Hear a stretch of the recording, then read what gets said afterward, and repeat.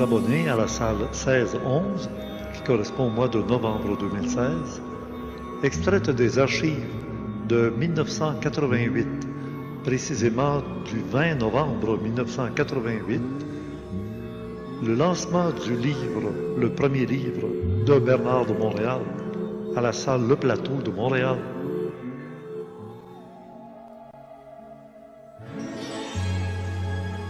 La genèse du réel.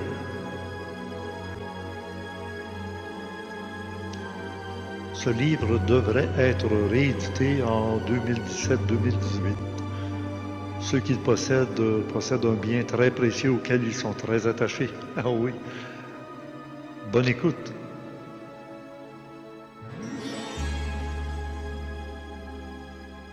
Le nom Bernard de Montréal dans l'avant-propos. Et ça résume finalement la pensée de Bernard de Montréal qu'on retrouve dans tout le livre. J'aurais aimé ça au départ, là, que vous nous lisiez d'une traite l'avant-propos. On peut-tu faire ça? Avoir la voix de Bernard qui lit son message, puisqu'il le signe lui-même, et c'est juste une page, c'est pas long. Et c'est signé Bernard de Montréal. On peut-tu faire ça? Oui, oui.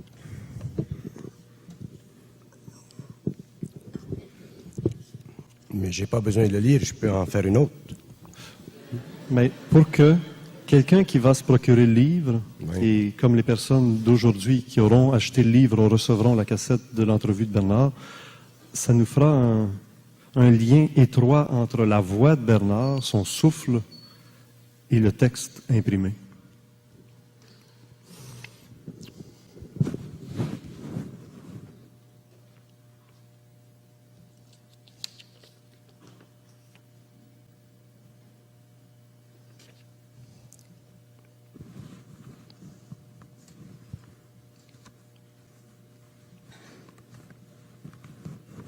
Vous voulez que je le lise? Ou que j'en fasse une autre? Vous voulez que je le lise? Oui. J'imagine quelqu'un qui s'installe avec le livre de Bernard dans les mains et qui peut mettre la cassette et qui peut suivre le verbe de Bernard avec la vibration du son. Et après, il n'y a plus besoin de la voix de Bernard pour continuer tout le reste du livre, mais il est imprégné d'une vibration vivante de Bernard. Bon, mais... c'est drôle de se lire, hein? Dites-moi pas que c'est pas vous qui l'avez écrit. Moi, je lis.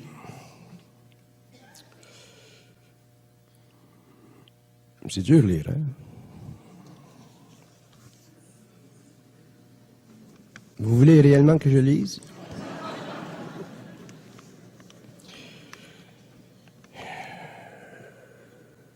Les études supramentales ont vraiment commencé en 1969, alors que la lumière de l'intelligence cosmique est descendue sur Terre pour instruire objectivement l'homme des lois de la vie et de l'univers. Je n'aime pas ça lire, moi. Vous voulez que je lise? Je veux quand même pas vous torturer, là.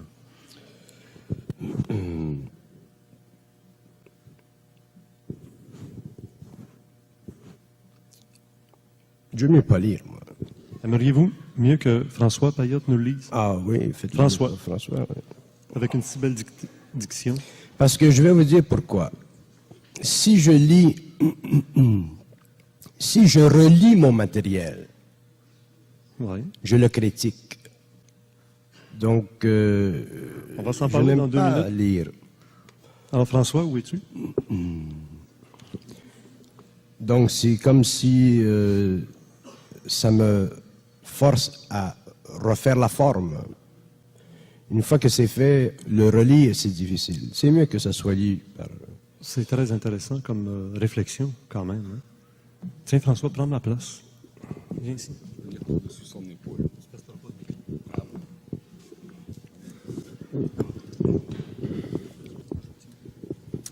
Or donc, disions-nous, les études supramentales ont vraiment commencé en 1969, alors que la lumière de l'intelligence cosmique est descendue sur Terre pour instruire objectivement l'homme des lois de la vie et de l'univers.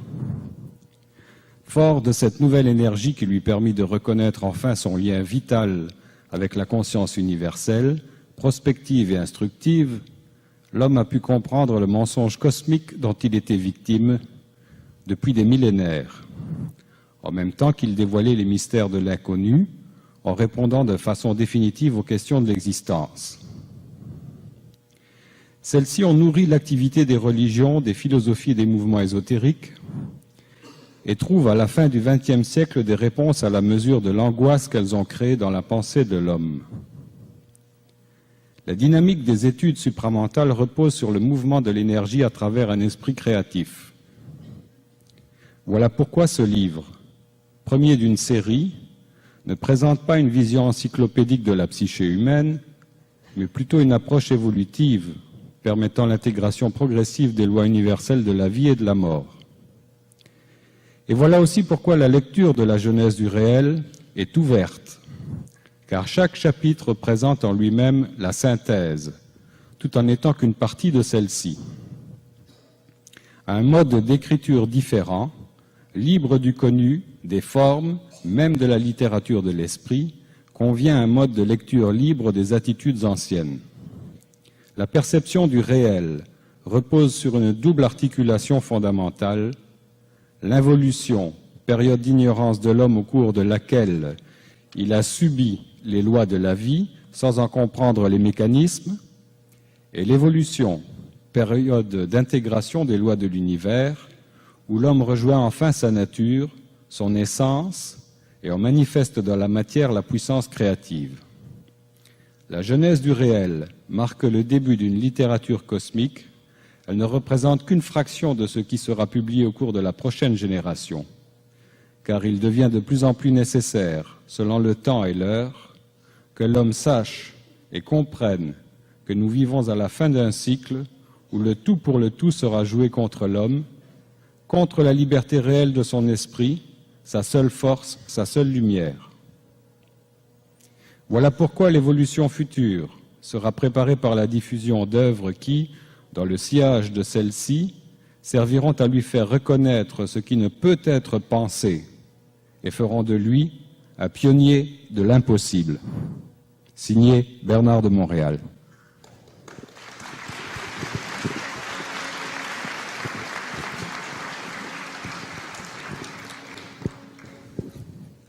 Êtes-vous bien d'accord avec ce qu'on vient d'entendre?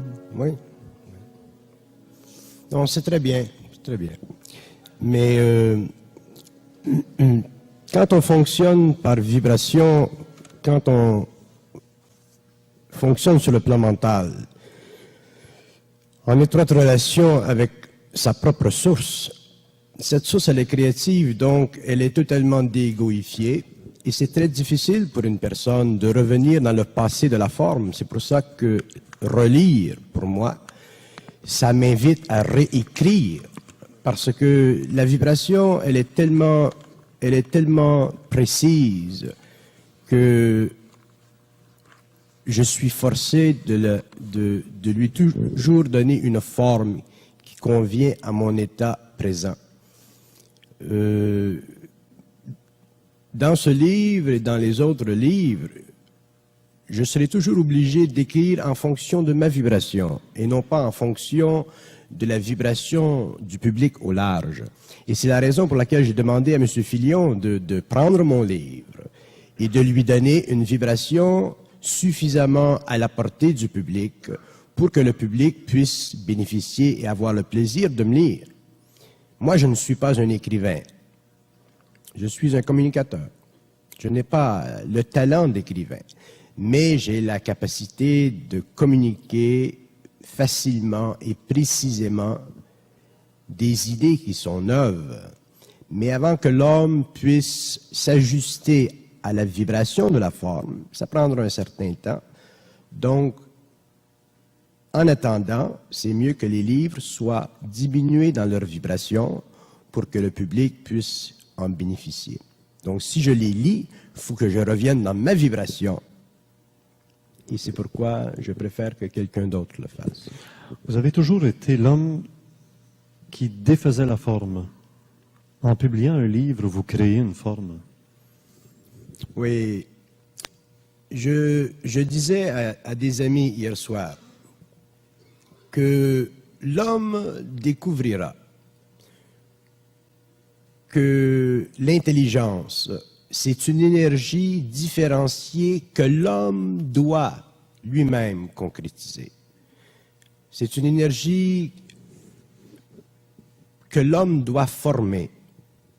L'énergie, la source en elle-même est indifférenciée et à partir du moment où elle passe dans le mental de l'homme, elle se différencie, donc elle acquiert une forme. Donc c'est le rôle de l'homme de donner à l'énergie une forme. Si nous disons que l'homme nouveau doit détruire les anciennes formes, c'est normal parce que on ne peut pas mettre un nouveau vin dans un vieux bocal. Mais il faut reconstruire un bocal. Donc c'est très normal et au cours de l'évolution, l'homme fera ceci dans toutes les sphères de son activité mentale, au niveau de la science, au niveau de la philosophie, de la psychologie, au niveau du savoir. L'homme sera obligé, forcé par sa vibration, de détruire les anciennes formes de la connaissance pour créer de nouvelles formes qui seront, cette fois, l'expression de son savoir universel. Et ceci, ce n'est pas facile. On croit souvent que briser une forme, c'est facile, mais ça ne l'est pas parce que à partir du moment où l'homme brise une forme, il est obligé d'en supporter l'éclatement. Il ne s'agit pas pour l'être humain ou l'homme nouveau d'être radical dans le monde. Il ne s'agit pas pour lui de vouloir renverser le monde. Il ne s'agit pas non plus pour lui de vouloir transformer le monde. Il s'agit pour lui de se transformer lui-même. Et ensuite, au cours de l'évolution, le monde se transformera. Mais dans ce processus-là, il y a une brisure de la forme à l'intérieur de l'ego, parce que l'homme est régi par ce que j'ai appelé les lois du mensonge cosmique, c'est-à-dire par des lois qui font en sorte que l'énergie qui est non différenciée passe par un plan de sa conscience qui la différencie, mais involutivement, c'est-à-dire qui lui empêche de la vivre d'une façon juste, précise, objective et réunissant à la fois les qualités de son être sur le plan matériel et les qualités de son être sur les plans universels. Donc l'homme est obligé, au cours de l'évolution, il le sera, de prendre la forme, de la regarder avec sa vibration et de la faire éclater, de l'ajuster pour donner naissance à une nouvelle forme. Et ça, ce sera le savoir, qui sera très différent de la connaissance ancienne. Mais ça demandera que l'homme soit, sur le plan émotionnel, sur le plan mental, extrêmement équilibré, très fort dans l'émotion, très centré dans le mental et sans aucun orgueil dans le mental. Ce qu'on trouve dans le livre, c'est du savoir qui va devenir de la connaissance mémorisée par des gens qui vont se mettre à rappeler des passages du livre. Dixit Bernard de Montréal dans La Genèse du réel. Oui, c'est ça. Le savoir va devenir de la connaissance parce que le processus mémoriel va se développer chez l'individu. Mais la vibration du savoir va forcer la connaissance à se transmuter, à s'élargir sur des plans plus subtils pour que l'homme en arrive finalement à se créer ses propres centres, sans entrer dans son identité, passer de la personnalité à la personne et finalement entrer dans son propre savoir, parce que le savoir c'est universel, ça n'appartient pas à un individu ou deux individus. Mais il y a des étapes de temps, il y a des étapes d'évolution et le savoir qui au cours des années et des générations sera publié deviendra une forme de connaissance, mais une forme de connaissance vivante, c'est-à-dire une forme de connaissance qui sera suffisamment dépolarisée, déégoïfiée, rendue transpersonnelle, prépersonnelle, pour que l'homme, pour la première fois, puisse au moins réaliser que ce savoir fait aussi partie de son savoir. Fait partie de son savoir. Mais il devra lui-même s'élever à sa propre vibration pour entrer dans son savoir et lui-même un jour écrire des œuvres, travailler en science, travailler dans le monde et amener sur le plan matériel une science, une connaissance qui est vivante. Il est écrit en français. Il n'y a pas de hasard et surtout pour Bernard de Montréal, il devait y avoir une raison pour laquelle cette énergie est passée par la langue française pour l'écrit. Oui, il est écrit en français parce que le centre géographique de cette énergie se situe dans le Québec. Si nous faisons référence à Nostradamus, il le situe aussi dans cette région. Le Québec, le peuple québécois, c'est un peuple qui possède de grandes qualités spirituelles. C'est un peuple qui bénéficie d'une position géographique qui le sort de la rigidité, de la fossilisation de la forme européenne. C'est un peuple qui se mélange très bien à la nouvelle dynamique de l'Amérique. Donc, c'est un peuple pont. Donc, pour l'entrée dans le monde d'une science qui est neuve, qui n'est pas facile à absorber sur le plan de l'ego, ça prend un peuple qui a une certaine spiritualité. Ça, c'est le début de la conscience du peuple. Mais avec les années, et c'est ce qui se passe présentement, nous verrons que le peuple spirituel québécois deviendra de plus en plus intelligent dans sa spiritualité. Donc, le peuple québécois sera un des premiers peuples sur le globe à comprendre l'invisible, donc à comprendre les lois de l'homme, donc à comprendre la mystification de la spiritualité, pour entrer dans la compréhension objective, réelle de l'invisible, ce qui amènera éventuellement ce peuple, à long terme, à pouvoir se définir comme étant une nouvelle représentation d'une conscience collective sur un plan matériel à l'échelle d'une nation. Pour ceci, il fallut que le peuple soit au début spirituel. Le peuple québécois a beaucoup souffert de sa spiritualité. Ça lui a créé une grande insécurité psychologique. Ça lui a créé un complexe d'infériorité énorme. Donc, l'aspect négatif de cette incarnation va aussi le servir sur le plan positif, dans ce sens que, à partir du moment où l'homme, le Québécois, aura réalisé qu'il vit une très grande proximité avec l'avenir du mental, sa spiritualité, qui dans le passé était une forme décadente de spiritualité, deviendra une forme croissante d'intelligence déspiritualisée. Et à ce moment-là, le peuple québécois sera un grand peuple spirituel, mais non pas dans le sens mystique, religieux d'antan, mais dans le sens créatif, philosophique, métaphysique, ésotérique, occulte de l'avenir.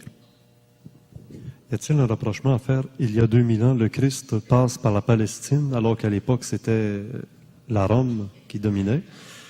Et terre de Palestine entre deux mondes, le Québec, c'est l'Amérique anglophone, pour ne pas dire les Américains des États-Unis qui dominent.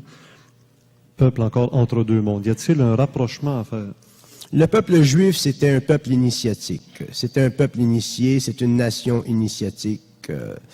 La fondation de la conscience juive, c'est la Kabbale, donc ce n'est pas très peu à dire. Et la fondation de la conscience du peuple québécois au cours des générations sera basée sur une science, mais aussi des niveaux de science tellement avancés sur le plan du mental que de ceci, le peuple québécois se découvrira un jour une conscience initiatique. Et il n'est pas facile aujourd'hui de voir ceci. Les initiés le voient, des médiums le voient, les gens qui font des études du matériel ésotérique de l'humanité le voient. Il y a beaucoup de personnes dans le monde qui ont une perception particulière en ce qui concerne la conscience du Québec. Mais cette conscience deviendra évidente dans la mesure où le peuple québécois sera capable d'absorber des idées qui font partie d'une nouvelle frontière, mais qui font partie de la liaison entre la lumière et l'homme. Un des grands dangers aujourd'hui en ce qui concerne les Québécois, à cause de leur spiritualité et à cause de leur grand goût de la recherche, c'est que ces êtres-là sont et seront facilement influençables par de nouveaux courants d'énergie qui se créent dans le monde. Je vous donne un exemple. Il y a aujourd'hui en Californie un phénomène que nous appelons le channeling. C'est un phénomène extrêmement puissant. Et lorsque l'astral se matérialise sur une planète, et ce n'est que le début de ceci parce que c'est la fin d'un cycle, lorsque l'astral se manifeste sur une planète et que l'homme commence à vivre objectivement le contact avec les plans et qu'il ne connaît pas les lois de ce qui se trame sur le plan de la politique cosmique, c'est très facile pour lui d'être fasciné par l'invisible. C'est très facile pour lui d'être réduit à une sorte d'impuissance psychologique face à l'invisible, parce que l'invisible a effectivement une grande capacité de s'introduire dans le mémoriel de l'homme et de lui faire voir qu'il connaît l'homme. Mais cette condition, elle sera arrêtée, dans ce sens qu'il y aura des œuvres qui créeront le profil du danger du phénomène de la canalisation. Je disais hier soir que, et ce n'est pas facile à comprendre, je disais que l'homme nouveau sur la planète sera celui qui différenciera l'énergie. Différencier l'énergie, c'est prendre l'énergie dans son état pur et lui donner la forme selon le niveau de conscience de l'homme, afin d'éliminer le pont entre l'infinité et la matière. Aujourd'hui, ce qui se passe, c'est que l'énergie, elle est différenciée fortement par le plan astral. Ce phénomène de la Californie est un exemple de ce que je veux dire. Le plan astral différencie l'énergie pour l'homme et les gens qui vont vers ces expériences sont fascinés, trouvent ça absolument extraordinaire, mais ils ne voient pas encore les dangers qui sous-tendent la subtile forme de manipulation d'intelligence sur d'autres plans. L'homme a besoin d'être capable de différencier son énergie à un tel point qu'aucune forme venant du plan astral ou venant de l'invisible puisse affecter son esprit, c'est-à-dire qu'aucune forme ne doit pouvoir dominer son esprit. Dans la mesure où l'homme sera fasciné par la moindre des connaissances, dans la mesure où il sera fasciné par la moindre puissance créatrice autre que la sienne, il sera en danger. Et nous sommes dans ce temps-ci, nous sommes à la fin d'un cycle, les puissances astrales deviennent de plus en plus fortes, et plus l'homme sera fort, plus les puissances astrales deviendront fortes, il y aura beaucoup de suicides et beaucoup d'insanité. Pourquoi? Parce que nous ne sommes pas suffisamment dotés à l'échelle de la planète d'une science qui puisse connaître, comprendre les lois du suicide, les lois de l'aliénation. Dans mon second livre, je vais faire une étude de l'aliénation et je vais établir d'une façon publique que le phénomène de l'aliénation, ou toutes ses formes, est directement le produit de la relation entre le plan astral et le mental humain. Et je veux établir que les gens qui vivent l'aliénation sont manipulés par le plan astral. Une fois que l'homme connaîtra les lois du mental, il pourra se désengager de cette affliction, il pourra se désengager de cette manipulation, et il pourra aussi se désengager de la manipulation fatale de toute forme d'aliénation, qui est le suicide. Et nous verrons au cours des années que ces deux aspects de l'involution et de la conscience involutive deviendront de plus en plus évidentes dans tous les pays, surtout dans les pays extrêmement civilisés et surtout dans les pays où l'homme subit un amoncellement d'informations, une saturation d'informations.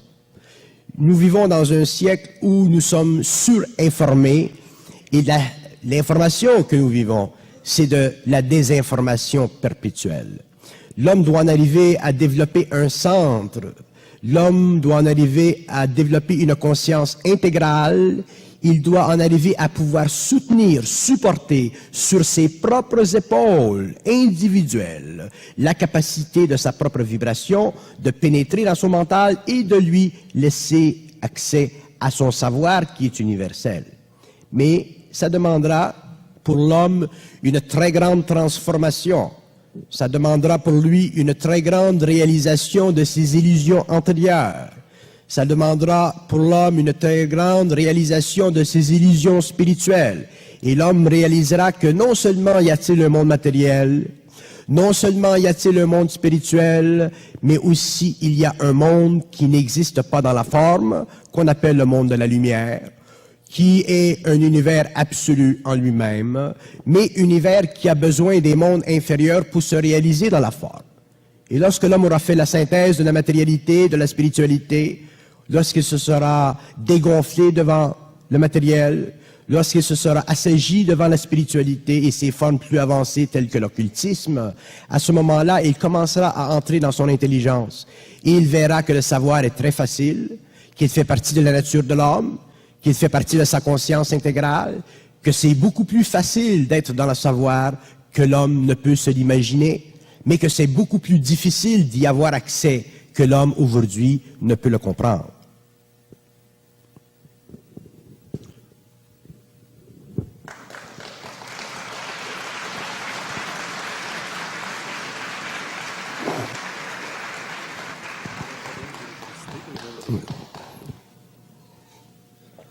Je regarde de près ce qui se passe dans le monde, dans l'Orient, dans l'Occident.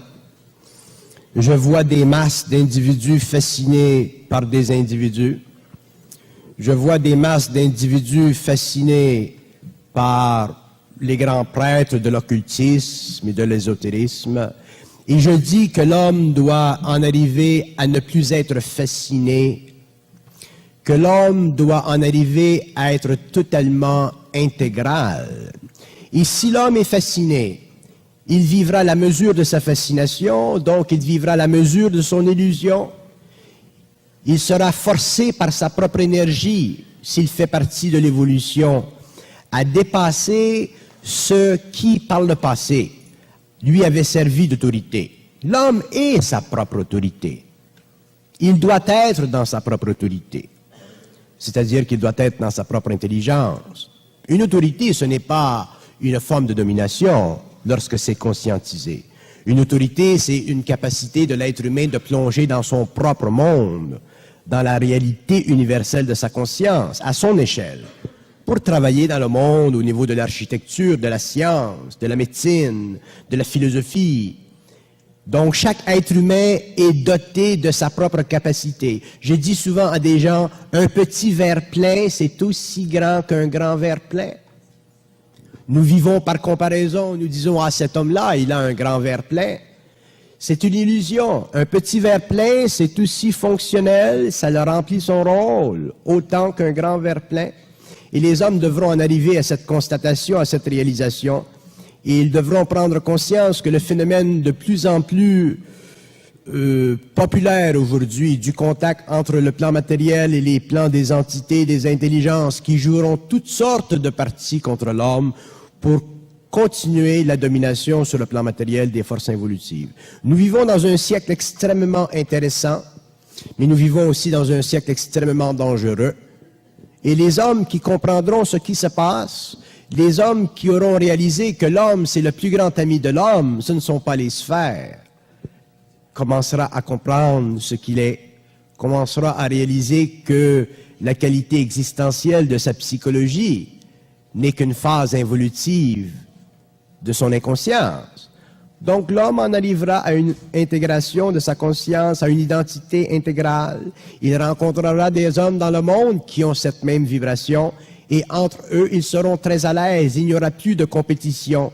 Il n'y aura plus d'orgueil entre les hommes, il y aura simplement échange de ce savoir. On a l'impression que, au train où vont les choses sur le plan matériel, on s'en va vers une destruction de la planète par les lois écologiques qu'on a oublié de suivre. Est-ce que tout ça va se faire doucement ou par un choc? Avant que la planète en arrive à vivre sa grande tribulation, si vous voulez, avant que les masses humaines vivent par expérience les lois cosmiques de l'évolution de la Terre, il y aura un certain temps. L'humanité ne peut pas absorber trop de chocs, mais effectivement, l'homme sur le plan individuel, comme l'homme sur le plan collectif, ne peut pas évoluer sans choc. Il faut les chocs, parce qu'un choc, c'est une vibration qui fait éveiller la conscience. Donc, le karma mondial, il faut qu'il soit vécu. Il y a tellement d'inconscience sur la planète que c'est normal que l'homme vive des chocs. Mais par contre, l'homme conscientisé demain pourra passer à côté de ces chocs parce que sa conscience intégrale lui permettra de voir, de comprendre, de réaliser ce qui se passe et de ne pas être affecté par ce qui se passe. Mais il aura besoin d'une conscience qui est totalement éveillée. Les chocs vont se faire. C'est inutile pour l'homme de donner des dates aux chocs parce que ça trouble les populations et ce n'est pas bon de troubler les populations. Mais c'est important pour l'être humain de s'occuper de l'évolution de sa propre conscience. Nous n'avons pas à nous préoccuper des chocs. Nous avons à nous préoccuper de l'éveil de notre conscience, c'est-à-dire de notre capacité de vivre de notre propre énergie. Et à ce moment-là, l'énergie, donc l'intelligence de l'homme, lui permettra de passer à côté de ces événements majeurs qui font partie de la destinée des nations. Parlant des nations, dans votre livre, que je n'ai pas encore eu le temps de lire, on voit que vous parlez de l'avenir des nations et vous laissez même sous-entendre que du monde jaune, de l'Asie, arrivera un grand raz-de-marée. Oui, parce que aujourd'hui, dans le monde, l'économie passe à un autre niveau. Autrement dit, la guerre se raffine. Et les Japonais, le peuple asiatique, qui a une conscience sociale très différente de la conscience occidentale, des peuples très intuitifs, très intelligents, très opportunistes, ce sont des peuples qui, avec le temps, utiliseront le pouvoir de la finance en relation avec leur capacité sociale d'organiser l'homme dans le travail.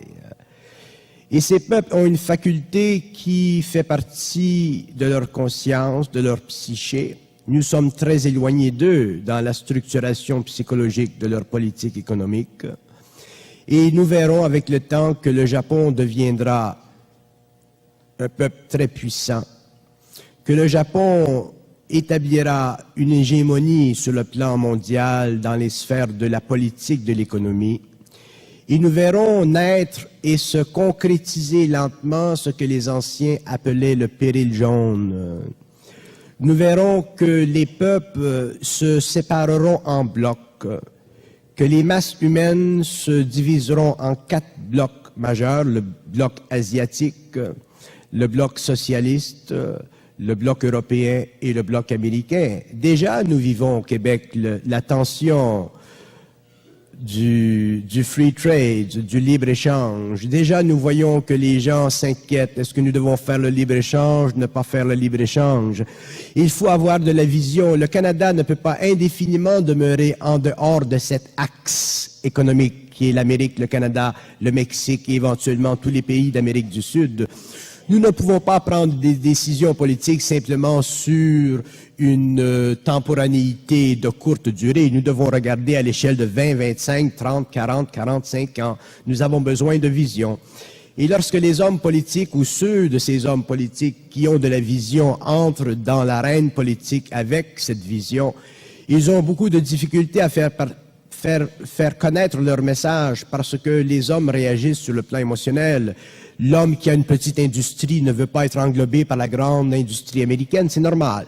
Mais si nous voulons au Québec, au Canada, devenir des gens qui sont à la mesure de leur capacité, nous devons nous lancer dans la lutte commerciale, nous devons nous lancer dans le monde, travailler avec les étrangers, échanger avec les étrangers, regarder ce que nous pouvons faire par rapport à eux et éveiller en nous cette capacité de transiger avec des éléments qui ne sont pas de l'ordre provincial, mais qui sont de l'ordre international. Si nous voulons être bons dans l'économie, dans le business, dans l'échange des commodités de production, nous devons nous lancer à l'attaque des marchés internationaux.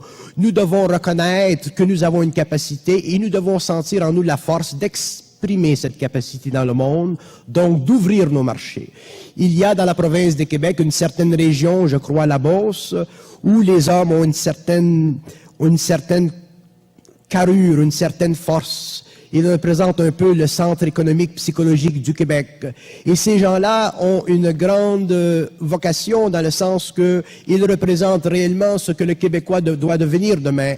Un homme capable d'aller dans le monde et de lutter avec différentes nations, d'échanger avec différentes nations et d'amener sur les comptoirs de ces nations les produits de sa propre créativité. Sinon, nous demeurerons un pays affaibli. Nous demeurerons dans la crainte, nous serons de plus en plus englobés et l'Amérique sera éventuellement perdante parce que l'Amérique ne représente pas simplement un bloc économique ou un bloc politique. L'Amérique représente une conscience qui est telluriquement organisée sur le plan de la conscience cellulaire par la formation géométrique de son plan, de son continent. Et l'Amérique possède une conscience qui est particulière à elle. L'Europe possède une conscience qui est particulière à elle. Les pays socialistes, le bloc asiatique. Et les hommes doivent en arriver à pouvoir échanger entre eux, travailler entre eux, pour élever la conscience de la planète. Et ceci demande une capacité de se sortir de notre petitesse, de notre petit esprit, de nos craintes et de nos inquiétudes. À travers toutes ces interactions-là, où situez-vous l'énergie de votre livre? L'énergie du livre, c'est une énergie à long terme. Le livre, c'est à long terme.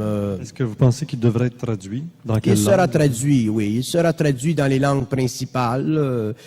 L'allemand, l'italien, l'espagnol, le français, l'anglais, le russe, et éventuellement le japonais, oui. Il faut que ces livres soient traduits parce que ces livres représentent pour l'humanité une nouvelle façon de voir les choses. Et il y a des gens dans tous ces pays qui sont prêts à comprendre certaines choses. Et il y a aussi un besoin pour des hommes comme moi ou d'autres de devenir un peu des ambassadeurs de cette nouvelle façon de voir les choses. C'est absolument essentiel que des hommes puissent finalement établir des liens avec d'autres hommes dans d'autres pays pour que le public soit aussi averti qu'il y a finalement sur notre planète des sciences qui sont vivantes, qui font partie de l'homme, qui sont le produit du lien entre l'homme et sa source, qui ne sont pas le produit d'une médiumnité astrale, qui ne sont pas le produit d'une information venant du plan de la mort, mais qui sont le produit d'une différenciation de l'énergie dans la forme à partir de la lumière qui fait partie de la source de l'homme, qui en elle-même est universelle et qui convie l'homme à sa propre table. L'homme doit être convié à sa propre table parce que l'homme a le pouvoir de regarder dans les sphères. Il a le pouvoir de regarder dans l'infinité des mondes. Il a la capacité de comprendre l'absolu. Dans ce livre-là, est-ce que c'est de la théorie ou de la pratique? Non, ce n'est pas de la théorie, ce n'est pas de la pratique, c'est une façon de voir les choses au-delà de l'ego. C'est une façon de voir les choses à partir d'un mental qui n'est pas basé sur le mémoriel. Ce livre va forcer les gens à regarder la vie ou les choses qui seront expliquées dans les livres d'une façon qui n'est pas rattachée à l'expérience humaine, qui n'est pas rattachée à l'expérience de l'âme, autrement dit, qui n'est ni le produit de l'actualisation intellectuelle sur le plan matériel ou de l'actualisation psycho-astrale sur le plan psychique, mais bien de la synthèse, de la connexion, de la fusion entre la lumière de l'homme et l'ego conscientisé. Ça exprime une réalité. C'est le réel à un certain niveau. Le réel ne peut pas être donné à l'homme trop rapidement parce que la réalité, c'est une énergie. L'intelligence, lorsqu'elle est le produit de la descente de cette énergie sur le plan mental, devient non pas simplement une source de connaissance, mais elle devient un facteur psy. Donc, puisque la connaissance devient un facteur psy, elle transforme la conscience. Et la conscience humaine ne doit pas être transformée trop rapidement parce que l'homme possède un corps émotionnel extrêmement primitif, extrêmement animal, extrêmement animalisé. Et c'est avec le temps que les mystères seront déchirés, que l'on pourra expliquer à l'homme réellement comment la création a été faite, comment les technologies immatérielles existent, jusqu'à quel point elles côtoient l'homme dans son conscient, jusqu'à quel point elles peuvent intervenir dans le subconscient de l'homme, de quoi sont faits les rêves, pourquoi sont faits les rêves, quelles sont leurs fonctions, que font les morts après la vie. Ça, vous l'expliquez dans le livre. Je ne me rappelle pas de ce que j'ai dit dans le livre, mais je sais que j'ai dit beaucoup de choses qui nous préparent lentement à entrer dans la lutte finale entre la forme de l'évolution et la forme créative de l'évolution. On est à la base du V actuellement. Nous sommes à la base du V. Si vous permettez que je regarde les titres des différents chapitres. Les différents chapitres. Les chapitres nous donnent un peu, parce ils ont été placés par vibration, ces chapitres. Et nous voyons la destruction de la forme constamment dans ces chapitres. Le premier, c'est le libre arbitre. Donc, le libre arbitre est remis en question. C'est déjà beaucoup pour l'homme sur le plan psychologique. Et nous parlons de liberté, et nous définissons. Ensuite, il y a l'intelligence de l'homme et le monde de la mort. L'homme doit comprendre le monde de la mort. Il ne s'agit pas pour l'homme de mourir pour comprendre le monde de la mort. Il s'agit pour l'homme d'être vivant. Et si l'homme est conscient et sa conscience est éveillée, il peut comprendre le monde de la mort, il peut parler avec le monde de la mort, il peut parler avec les morts. Mais il ne doit pas être assujetti à eux parce que les morts sont menteurs de nature. Tous les morts mentent, ils sont obligés. Ceci ne veut pas dire, lorsque je parle du mensonge des morts, je ne parle pas du mensonge dans le sens moral que nous connaissons sur notre planète. Les morts n'ont pas d'émotion. Mais le mensonge qui fait partie de la manipulation du plan astral, ça fait partie de l'organisation politique de ces mondes. C'est normal d'être mort et de mentir. Être mort et mentir, ça veut dire quoi? Ça veut dire ne pas être capable, par les lois de son propre monde, d'expliquer à l'homme les lois de la vie. Donc, les morts ne pourront jamais expliquer à l'homme les lois de la vie. C'est l'homme qui sera obligé d'expliquer aux morts les lois de la vie et aux morts les lois de la mort. L'épuration du mental humain. L'homme devra vivre une épuration du mental dans ce sens qu'il devra comprendre le processus de la pensée, le phénomène de la pensée. Ce n'est pas suffisant pour l'homme de penser. Penser, c'est une chose. Nous venons au monde, nous commençons à penser. Viendra le temps où l'homme comprendra le phénomène de la pensée comme il comprend le phénomène de l'architecture. La pensée humaine est la vérité. L'homme découvrira que la vérité fait partie du mensonge cosmique. À partir du moment où l'homme cherche la vérité, il est fini. Donc, l'homme entrera dans le réel. Il comprendra que la vérité et le mensonge sont simplement des interfaces d'une réalité qui n'est pas comprise. Donc, il sera forcé au niveau de la pensée d'élever sa vibration. Le psychisme humain. L'homme devra comprendre le psychisme humain pour finalement en arriver à dépasser le constat psychologique du subconscient. Lorsque l'homme ne vivra plus sur le plan du subconscient, lorsque le subconscient n'existera plus pour lui, l'homme sera conscient sur le plan astral. Lorsque l'homme sera conscient sur le plan astral, il aura déjà accès à une vision globale de son être en ce qui concerne sa mémoire, la diffamation de sa mémoire, l'utilisation par les plans de sa mémoire pour la constitution psychologique d'un jeu ou d'un ego subjectif et égocentrique. Le doute et la croyance. L'homme réalisera que tant qu'il doutera, il vivra d'insécurité dans le mental. Tant qu'il croira, il sera fini. Un homme qui croit un homme, c'est pas pire. C'est un moindre danger. Mais un homme qui croit une entité, il est mort. Il ne peut jamais arriver à la créativité de son centre mental. Donc, avec le temps, avec la fin de l'évolution, on demandera à l'homme de croire. Et les hommes de plus en plus conscients, de plus en plus individualisés, les hommes de plus en plus conscients de leur liberté, du besoin de la descente de la liberté sur le plan matériel, ne pourront pas croire. Un homme n'a pas besoin de croire pour savoir. Donc, croire, c'est ne pas avoir accès à sa propre puissance mentale, et douter, c'est vivre l'insécurité égoïque de son moi. Ceci, c'est expliqué. Il y a la communication avec les plans. Nous expliquons dans le livre comment l'homme en arrivera à pouvoir communiquer avec les plans. C'est intéressant de communiquer avec les plans. C'est un peu comme si l'homme aujourd'hui irait dans le fond de la mer. Donc nous communiquons avec les plans, nous pourrons entrer en communication avec des intelligences qui ne sont plus sur le plan matériel. C'est intéressant de parler avec des intelligences qui sont dans d'autres mondes, dans d'autres plans, mais il faut être intelligent. Il faut être intelligent. Et être intelligent, ça veut dire quoi? Ne jamais les croire. Intelligent, ça veut dire quoi? Être plus intelligent qu'elle. Et ça, c'est difficile pour l'homme. C'est difficile pour un être humain qui communique avec une entité de vivre son intelligence, sa vibration d'une façon parfaite et de supporter sur le plan mental sa résonance, ne pas vivre l'insécurité égoïque par rapport à cette entité. C'est un tour de force pour l'homme nouveau. Donc, éventuellement, les entités se plieront à l'exigence de l'homme et cesseront de le niaiser comme ils ont fait pendant l'évolution.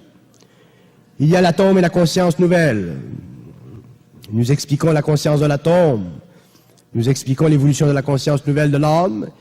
Et nous parlons, je suppose, là-dedans, je ne me rappelle pas, mais nous parlons probablement de l'évolution de la conscience des cellules, où l'homme éventuellement pourra, sur le plan éthérique, donner un autre son à l'atome, transformer la structure atomique de l'énergie et se créer une nouvelle technologie, c'est-à-dire une technologie immatérielle, où il utilisera le cristal, non pas comme il le fait aujourd'hui en laboratoire, mais en le rendant vivant, en tellurisant sa structure moléculaire et en donnant à l'atome la vibration qui lui est nécessaire afin de qu'elle puisse être en harmonie vibratoire avec le plan minéral, animal, plantaire, humain et le surhomme de demain.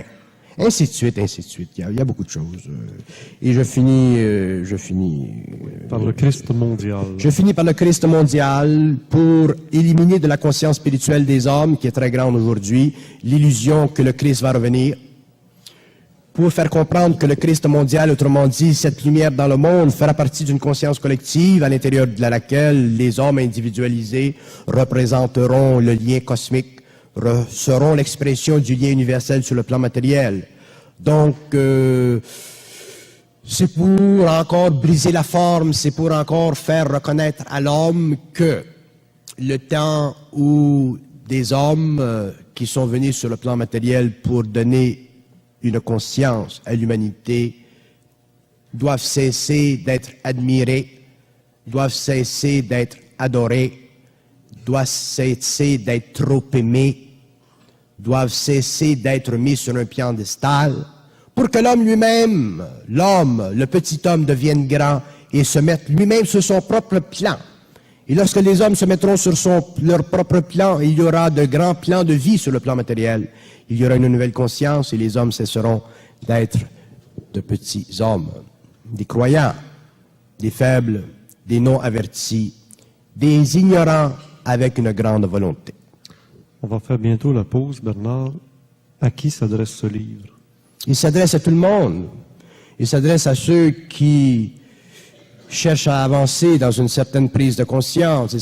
Il s'adresse à eux qui ne veulent pas être troublés dans leur conscience. C'est pas un livre de théologie ou de psychologie ou de... Non, c'est un livre qui tente d'expliquer à travers ma conscience ce que je vis de ma compréhension des mystères et de l'infinité, pour permettre à l'homme de dépasser le stage psychologique de sa conscience et en arriver éventuellement à réaliser qu'il possède un stage, un plan psychique où sa conscience est totalement universelle et où ce livre et ses dires font autant partie de son savoir que du mien. J'ai un petit message à transmettre aux gens pour la période de la pause. Le livre est disponible ici, à l'arrière, et aussi la cassette de la conférence que Bernard vient de nous accorder, plus la deuxième cassette qui sera disponible après la deuxième partie de l'après-midi. D'un côté, il y a les cassettes. De l'autre côté, il y a les bons de commande pour les gens qui voudraient se procurer des cassettes des autres conférences de Bernard. Il y a les tables pour le livre de Bernard. Ceux qui achètent le livre après-midi recevront automatiquement et gratuitement les 2 cassettes de la conférence de cet après-midi. Alors, je voulais quand même transmettre ce message très terre à terre, mais très utile quand même. Nous allons faire donc une pause et en revenant, j'aimerais beaucoup qu'on élabore sur le glossaire de votre livre, c'est-à-dire les néologismes, les mots spécifiquement Bernard de Montréal. Merci beaucoup, Bernard.